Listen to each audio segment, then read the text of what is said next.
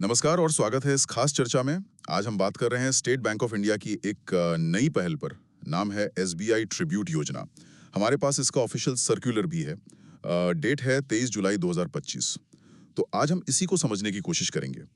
कैसे ये योजना एसबीआई के रिटायर्ड कर्मचारियों के परिवारों के लिए काम करती है उनके निधन के बाद। और देखेंगे कि बड़े संगठन कैसे अपने रिटायर हो चुके लोगों के परिवारों का साथ देते हैं।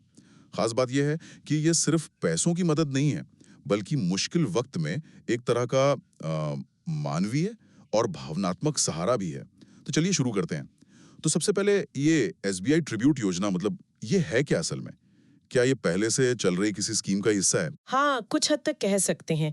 ये बैंक की जो सेवारत कर्मचारियों के लिए अटूट योजना है ना, उसी से थोड़ी प्रेरित है। लेकिन इसका फोकस पूरी तरह से पेंशन भोगियों और सेवानिवृत्त कर्मचारियों पर है। असल में मकसद ये है कि जब किसी रिटायर्ड साथी का देहांत हो, तो उनके परिवार को एक सहानुभूतिपूर्ण और सम्मानजनक तरीके से मदद करने का एक पक्का, एक इंस्टीट्यूशनल तरीका हो। अच्छा, और इसमें कौन-कौन आते हैं? क्या सभी रिटायर्ड कर्मचारी कवर हो जाते हैं? जी, इसमें बैंक से पेंशन पाने वाले लगभग सभी रिटायर्ड कर्मचारी शामिल हैं। चाहे वो नॉर्मल रिटायरमेंट सुपरएन्युएशन पर गए हों, या फिर उन्होंने वीआरएस यानी स्वैच्छिक सेवानिवृत्ति ली हो। यहाँ तक कि जो एनपीएस या पीएफ वाले सदस्य हैं, वो भी इसमें आते हैं। बस कुछ शर्तें हैं, जैसे कम से कम 10 साल की सर्विस और 60 साल की उम्र, या फिर 20 साल की सर्विस के बाद वीआरएस लिया हो, उम्र चाहे जो भी हो। समझ गया। और इसमें जो पहली एकदम फौरी मदद मिलती है वो क्या है? मैंने सुना है कुछ तुरंत पैसों की मदद का प्रावधान है। बिल्कुल। योजना में 30,000 रुपए की एक मुश्त राशि देने की बात है।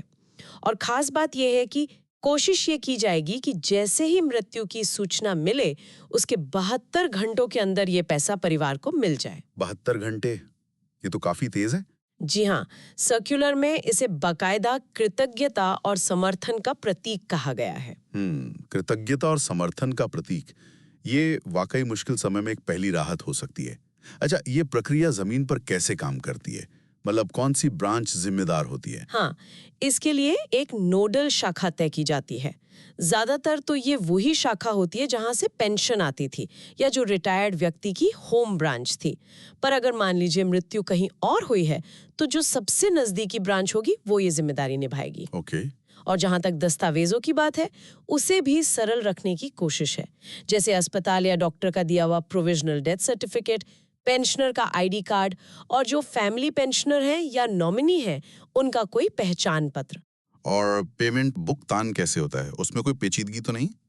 नहीं, भुगतान प्रक्रिया को भी आसान रखा गया है। पैसा या तो जो फैमिली पेंशनर है उनके साथ वाले जॉइंट अकाउंट में डाल दिया जाता है, या फिर बैंकर्स चेक या डिमांड ड्राफ्ट से जो भी निकटतम संबंधी यानी एनओके हैं उनको दे दिया जाता है। बैंक अपने अंदरूनी सिस्टम से इसे जल्दी प्रोसेस करता है, सस्पेंस अकाउंट में डेबिट और फिर सर्कल ऑफिस के जरिए सेटलमेंट, ताकि परिवार तक पैसा बिना किसी झंझट के पहुंचे। ठीक है, ये तो हुई फौरी मदद की बात, लेकिन हमने शुरू में कहा था कि ये सिर्फ पैसे के बारे में नहीं है। तो वो मानवीय पहलू क्या है इसमें? हाँ, वो बहुत जरूरी हिस्सा है इसका। योजना में साफ तौर पर एक शोक संवेदना यात्रा का जिक्र है।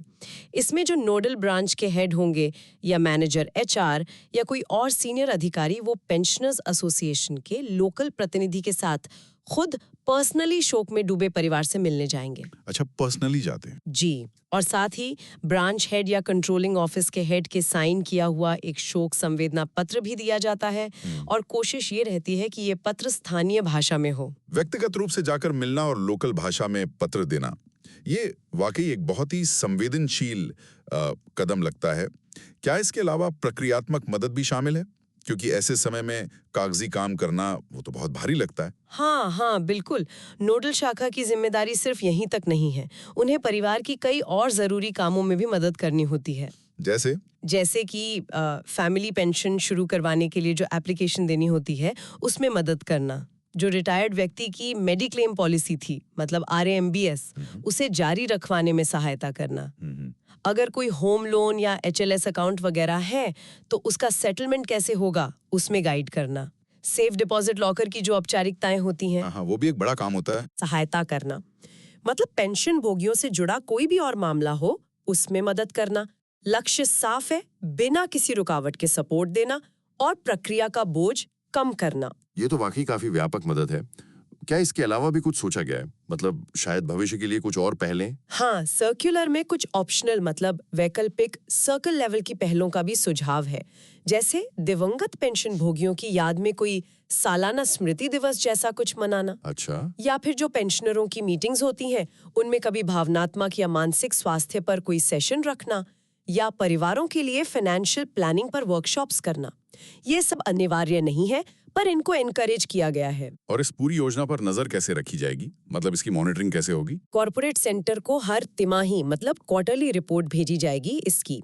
एक बात और साफ की गई है कि ये स्कीम सिर्फ पेंशन भोगी या रिटायर्ड कर्मचारी की मृत्यु पर ही लागू होती है, उनके जीवन साथी या जो फैमिली पेंशनर हैं उनकी मृत्यु पर नहीं। ओके, ये पॉइंट जरूरी है। जी, और सर्कुलर में बार बार इस बात पर जोर दिया गया है कि जो भी बैंक कर्मचारी इस काम में लगे हैं वो बहुत संवेदनशीलता और सहानुभूति से इसे हैंडल करें। तो कुल मिलाकर अगर हम देखें तो ये एसबीआई जैसे एक बड़े संगठन की तरफ से कोशिश है कि रिटायरमेंट के बाद भी अपने पूर्व कर्मचारियों और उनके परिवारों के प्रति जो एक सहानुभूति है, जो समर्थन है, उसको एक औपचारिक, एक इंस्टीट्यूशनल रूप दिया जाए। ये उस लंबे जुड़ाव को एक तरह से सम्मान देना है और एक बहुत ही नाजुक समय में तत्काल आर्थिक मदद और जो प्रक्रियात्मक सहायता है उसको स्टैंडर्डाइज करना है। ये वाकई एक अहम सवाल भी उठाता है। हाँ, और शायद हमारे श्रोताओं के लिए भी सोचने वाली बात है कि इस तरह के जो फॉर्मल सपोर्ट सिस्टम होते हैं वो रिटायरमेंट के बाद भी किसी संगठन के साथ अपनेपन और वफादारी की भावनाओं को कैसे मजबूत कर सकते हैं, है ना? क्या ये दूसरों के लिए मतलब और कंपनियों के लिए एक मिसाल बन सकता है? और क्या रिटायरमेंट के बाद के समर्थन के कुछ और पहलू भी हैं जिन पर इसी तरह से मतलब संस्थागत तरीके से ध्यान देने की जरूरत हो सकती है?